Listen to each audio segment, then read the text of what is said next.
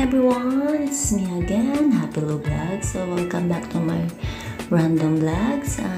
More power and keep safe everyone. So God bless. It's me again, Happy Lou Vlogs.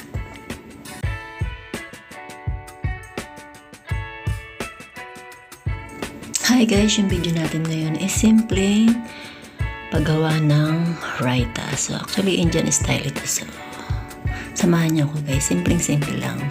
Before hindi ko gusto ang cumin, but since natikman ko ito, na-roasted na yung lasa ng cumin powder. So i-roast niyo muna siya sa inyong frying pan and then dikdikin niyo lang siya at black pepper.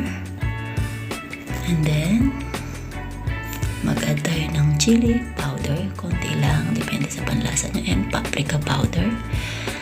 And then mag-add tayo ng black salt and salt na ordinary. And then mag-add din ako ng brown sugar dyan. So yun yung magpapa-blend sa ating yogurt Raita. So syempre i-mix as well lang natin. Then mag-add tayo ng konting water. Konting water lang para hindi siya malapot.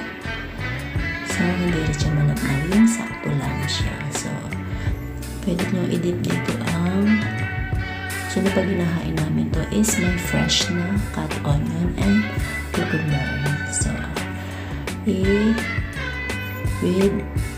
the simple meal Indian food. So yun lang, and i-mix as well natin. So para mag-incorporate yung lasa doon sa ating yogurt.